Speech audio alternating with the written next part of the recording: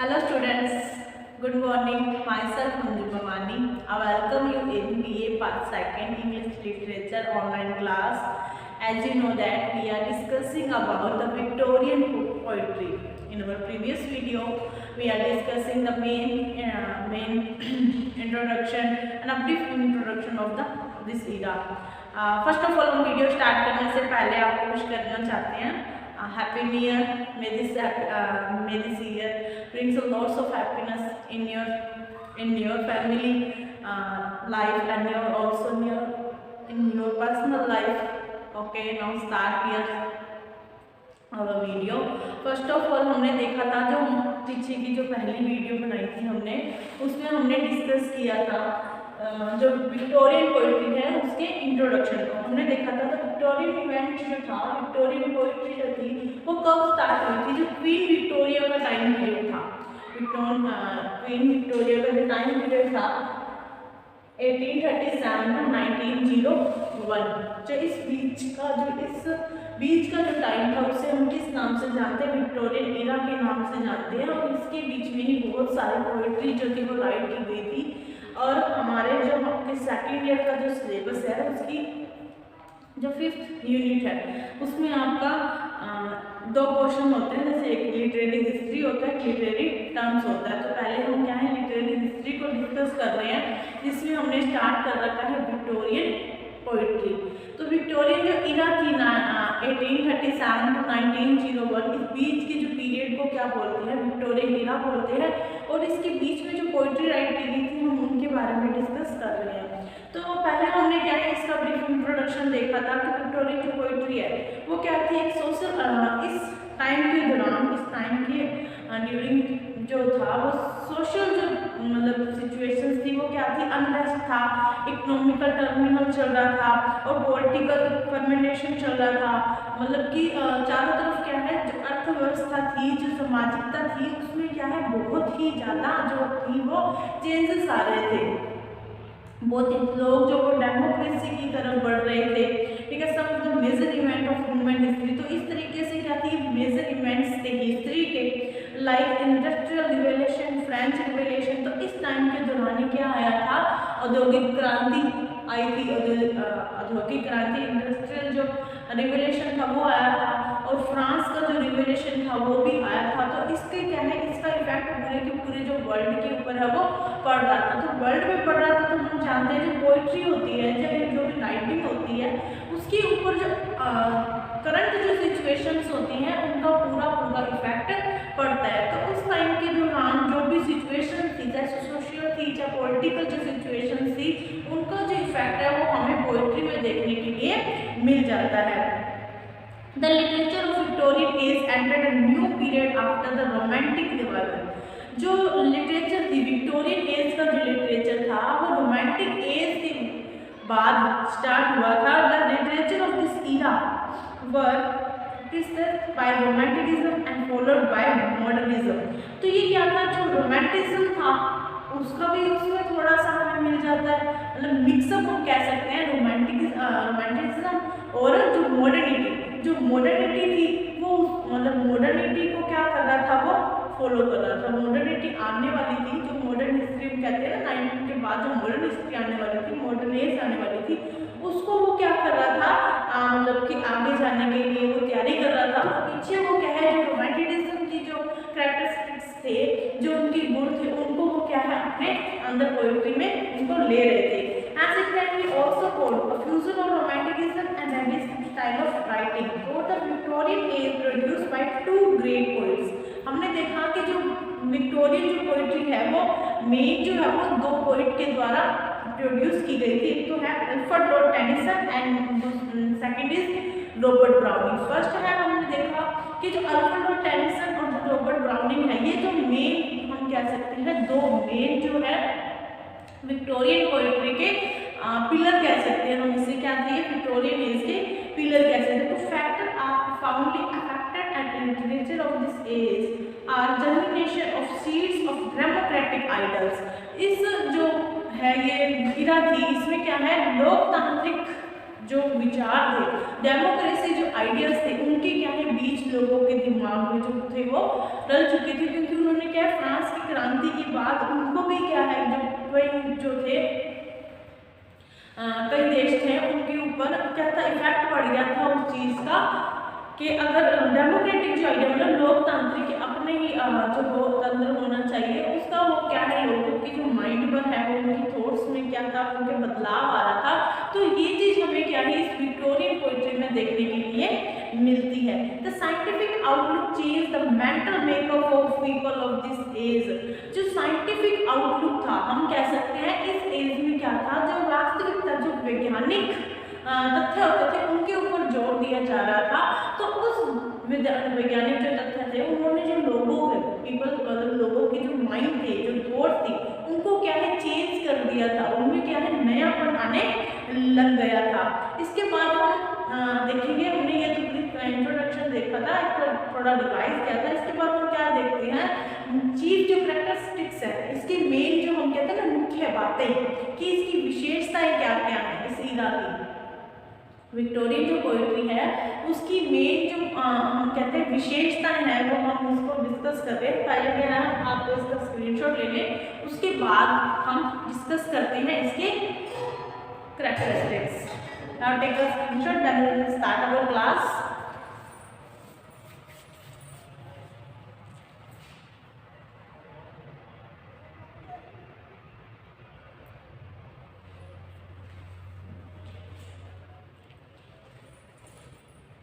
Okay. The Victorian age games the invent of the age of Queen Victorian reason 1837 to 1901। ये तो मैंने आपको बता ही दिया। ये जो विक्टोरियन एज है, विक्टोरियन एज कब से मानी जाती है 1837 टू 1901 का जो पीरियड है उसे हम विक्टोरियन एज के नाम से जानते हैं। अब इसके chief characteristics of poetry of this age are the following. अब हम बात करने वाले हैं इसके मेन जो कैरेक्टरिस्टिक्स हैं, इसकी जो विशेषताएं हैं, विशेषताओं के बारे में बात करेंगे। The poetry of this age is rich in natural language myths and fables. जो पोइट्री थी इस एज की उसमें क्या विशेषता थी, पहली जो इस पोइट्री की विशेषता थी वो क्या थी, नेचुरल जो लेजेंड्स थे, जो मध्यकालीन जो मतलब महान लोग थे उनके बारे में मिथ मतलब कि जो भी कथाएं होती थी, जो धार्मिक कथाएं मिथोलॉजी कहते हैं जिसको, और फैबल्स क्या होती हैं, कहानियाँ।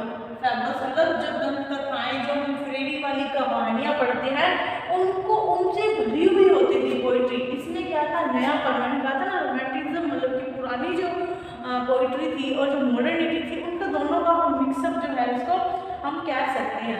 तो क्या था इस पोइट्री में क्या होता था, मेडल लेजेंड्स मतलब कि मध्यकालीन जो लोग लेजेंड्स थे जो महान लोग थे उनका मिथ और फैबल का जो मिक्सचर है जो रिच मतलब कि ज़्यादातर प्रभाव है वो हमें कहाँ देखने के लिए मिलता है, इस पोइट्री में देखने के लिए मिल जाता है। It is more realistic. ये क्या थी, बहुत ही ज़्यादा यथार्थवादी। यथार्थवादी मतलब कि सच्चाई, रियलिस्टिक्स मतलब यथार्थवादी, यथार्थवादी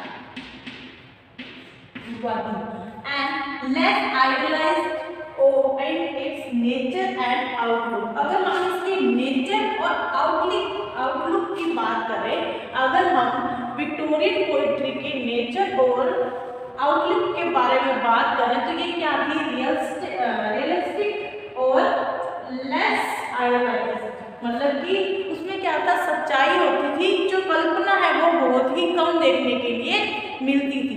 जो विक्टोरियन जो पोइट्री थी उसमें हमें क्या है वास्तविकता जो सिचुएशन जो होती थी वो वास्तविकता वास्तविक में होती थी, ना कि कल्पना। आइडियलाइज्ड मतलब कल्पना कह सकते हैं कि काल्पनिक न होकर क्या होती थी, यथार्थवादी होती थी। काल्पनिक न होकर यथार्थवादी होती थी। It focus more on urban life and it associations. तो ये जो पोइट्री थी ये किसके ऊपर फोकस करने के लिए ये ध्यान केंद्रित करती थी, अर्बन मतलब जो शहरी जीवन है, जो शहरी जीवन है। क्योंकि हमने देखा जो इस पोइट्री का जो टाइम पीरियड था उसके दौरान क्या हो रहा था, इंडस्ट्रियल जो रिवॉल्यूशन था वो चल रहा था। हमने देखा ना औद्योगिक क्रांति जो थी वो चल रही थी, तो उसमें हम देख सकते हैं कि उसमें कितने तरीके के जो थे हमें चेंजेस देखने के लिए मिलते हैं। तो ये हमें पता है कि जो चेंजेस है सबसे पहले कहाँ पर आए थे, जो औद्योगिक क्रांति है हमें पता है वो शहरी जीवन जो अर्बन एरिया है उसमें हमें देखने के लिए मिला था। तो ये फोकस भी किस पे करेगी, जो पोइट्री थी विक्टोरियन पोइट्री थी वो भी अर्बन जो लाइफ थी उनके ऊपर फोकस कर रही थी, और उसकी एसोसिएशन जो उसकी जो भी उसकी सिचुएशंस थी या एसोसिएशन जैसे हम उसकी संस्थाएं कह सकती हैं, तो उनकी जो अर्बन एरिया की जो संस्थाएं थी, जो अर्बन एरिया की जो लाइफस्टाइल था उनके ऊपर ये हमें फोकस करती हुई दिखाई देती है। It's truly reflect the spirit of his age, जो इसका ट्रूली पूरी तरीके से अगर हम इसका रिफ्लेक्ट देखें और इसका हम ध्यान देखें कि किसको रिफ्लेक्ट करती है, किसको शो करती है, interest in science and technology and advancement of democratic idea. तो ये जो एज है, ये जो पोइट्री है इस एज की, विक्टोरियन एज की, वो क्या थी, इंटरेस्ट इन साइंस। तो हमें क्या है, विज्ञान में जो साइंस, विज्ञान में जो रुचि है वो हमें इस टाइम की जो पोइट्री है उसमें देखने के लिए मिल जाती है। जैसे कि हमने पहले देखा था कि जो साइंटिफिक जो आइडियाज थे, जो साइंटिफिक थॉट्स थे, वो माइंड, लोगों के जो माइंड है उनको चेंज कर रहे थे, उसमें नयापन ला रहे थे। तो हम कह सकते हैं कि विक्टोरियन जो पोइट्री थी वो क्या थी, इंटरेस्टेड इन साइंस। तो वो साइंस में क्या थी, इंटरेस्टेड थी, एंड टेक्नोलॉजी, और जो टेक्नोलॉजी है मतलब कि जो मशीनीकरण है, मशीनीकरण के ऊपर भी क्या है, इसमें हमें जो है वो प्रभाव दिखाई देता है। मशीनीकरण का जो प्रभाव है वो हमें इस पोइट्री में दिखाई दे, मतलब आराम से देख सकते हैं। एंड और एडवांसमेंट ऑफ डेमोक्रेटिक आइडियाज, मतलब कि जो लोकतांत्रिक जो विचार थे, लोकतांत्रिकता या अपने हम कह सकते हैं ना अपने दावे की बात या अपने मत की बात या अपने जो हमारे भले की बात है, उस तरीके के जो आइडियाज थे वो क्या है लोगों में बढ़ रहे थे। जो लोग थे वो क्या है जाग रहे थे, अपनी नींद से जाग रहे थे, उनकी जो विचार है, उनकी जो थॉट्स है वो खुलकर सामने आ रही थी इस पोइट्री के द्वारा। फिर से देखते हैं, तो poetry of this age is rich in medieval legends, myths and fables. इस पोइट्री मतलब इस टाइम की जो पोइट्री थी, इस एज की जो पोइट्री थी, उसमें हमें मध्यकालीन जो लेजेंड्स थे, मतलब कि महान जो लोग थे मध्यकालीन के, उनके मिथ और फैबल्स, जो दंत कथाएं, जो कथाएं होती हैं फेरी वाली, वो हमें बहुत ही ज़्यादा मात्रा में देखने के लिए मिल जाती है। It is more realistic and less idealised. ये बात आपको याद रखनी है कि इसकी मेन जो है वो कैरेक्टरिस्टिक्स है, क्या है कि ये जो इरा थी, ये जो विक्टोरियन पोइट्री है वो बहुत ही ज़्यादा यथार्थवादी, मतलब कि हम कह सकते हैं कि ज़्यादा यथार्थवादी थी, जबकि इसमें काल्पनिकता जो है वो माइनस, मतलब कि जीरो हम कह सकते हैं, बहुत ही कम थी। इन इज नेचर एंड आउटलुक, इसके नेचर और आउटलुक की बात करें तो इसमें क्या है, यथार्थवादी जो है वो ज़्यादा, यथार्थवादिता ज़्यादा पाई जाती है और काल्पनिकता है जो वो कम पाई जाती है। It focus more on urban life and it's associations. ये जो है पोइट्री होती है, विक्टोरियन जो पोइट्री थी वो किसके ऊपर फोकस कर रही थी, अर्बन लाइफ के ऊपर, शहरी जो जीवन है उसके ऊपर ज़्यादा फोकस कर रही थी। उसकी जो संस्थाएं हैं, उसकी जो एसोसिएशंस हैं, उनके ऊपर वो क्या है ज़्यादा फोकस कर रही थी, क्योंकि जो बदलाव है वो सबसे पहले हमें पता है कि जो शहरी जीवन होता है, जो अर्बन जो एरिया होता है उसमें हमें जल्दी से जो है वो प्रभाव देखने के लिए मिल जाता है। उसके बाद धीरे धीरे जो है वो रूरल साइड में आने के लिए बढ़ता है। तो ये जो पोइट्री थी इसके ऊपर भी किसका इफेक्ट पड़ रहा था, तो जो अर्बन जो एरिया थे उनमें जो चेंजेस आ रहे थे उनका प्रभाव जो है इस पोइट्री में देखने के लिए मिलता है। इसलिए जो मेन जो फोकस था इस पोइट्री का, इस टाइम की जो पोइट्री का, वो क्या था, अर्बन उस टाइम के अर्बन लाइफस्टाइल के ऊपर ही था। It's truly reflect the spirit of his age, interest in science. इस एज में हम देख सकते हैं क्या मेन हमें पता चलता है कि इंटरेस्ट इन साइंस और टेक्नोलॉजी, मशीनीकरण और वैज्ञानिकता में जो रुचि थी वो हमें देखने के लिए मिल सकती है। और एडवांसमेंट मतलब कि बहुत ही ज़्यादा नए जो लोकतांत्रिक जो आइडियाज थे, नए जो आइडियाज थे वो हमें इस टाइम की ड्यूरिंग जो पोइट्री थी उसमें मिल सकती है। इसके बाद हम आगे देखते हैं।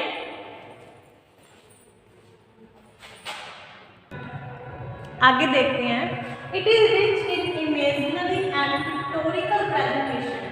इस जो पोइट्री थी, विक्टोरियन पोइट्री थी, उसमें हमें बहुत ही ज़्यादा इमेजिनरी और पिक्टोरिकल, इमेजिनरी जो है वो आइडलाइज नहीं है, मतलब काल्पनिक इमेजिनरी नहीं।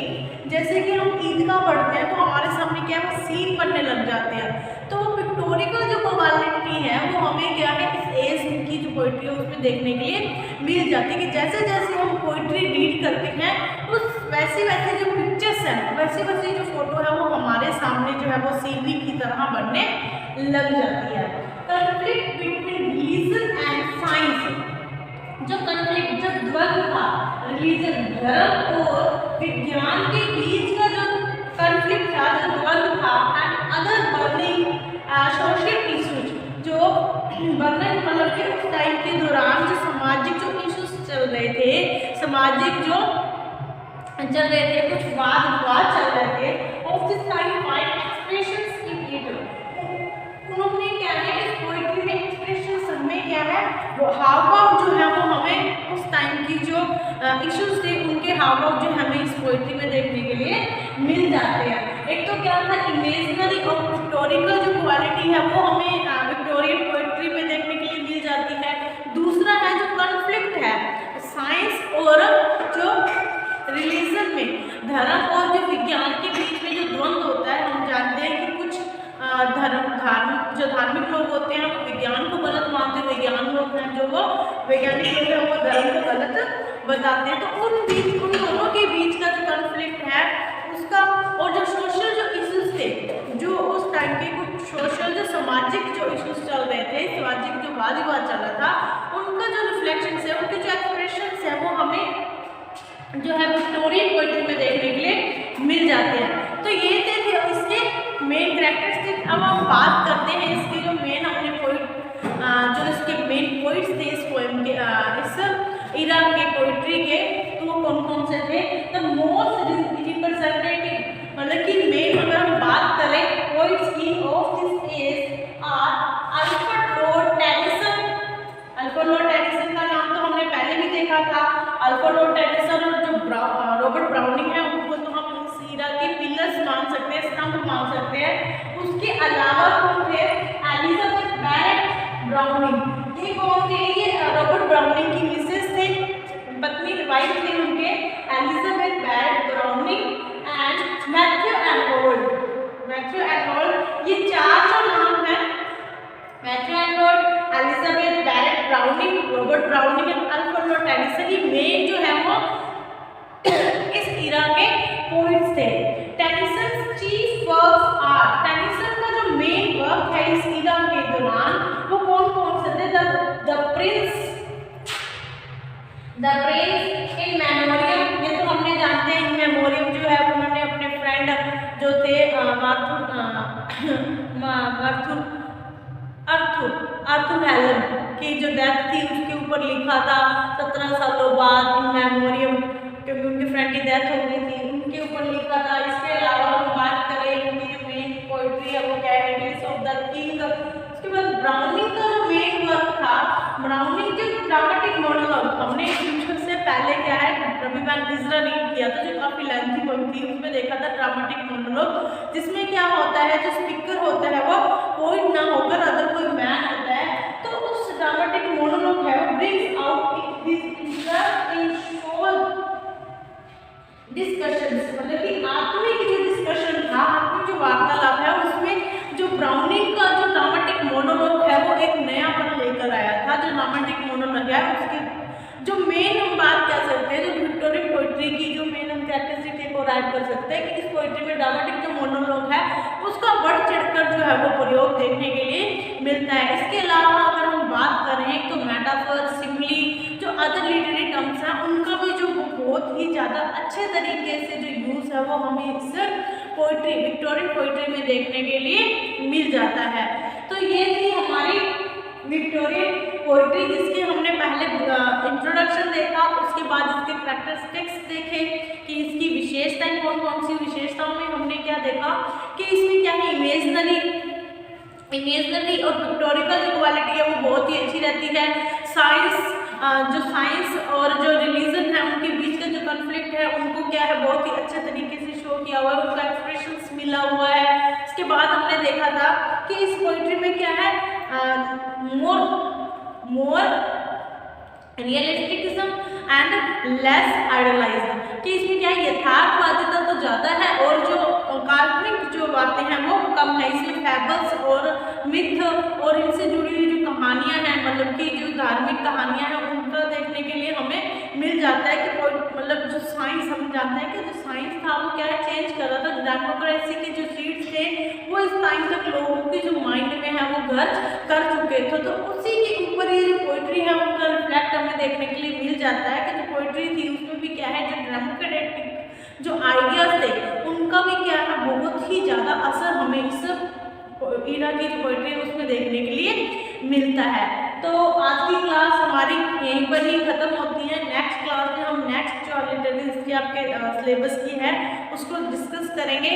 तब तक आप नोट्स बनाते रहें, क्योंकि नोट्स जो है आपको अपने जो एग्ज़ाम टाइम है उसमें बहुत ही काम आने वाले हैं। इसलिए मैं क्या है आपको ब्लैक बोर्ड पर लाइन टू लाइन जो है वो लिखवा देती हूँ, ताकि आप क्या है साथ साथ में ही नोट्स बनाते रहें और आपको एग्ज़ाम टाइम में कोई भी जो है वो प्रॉब्लम ना आए।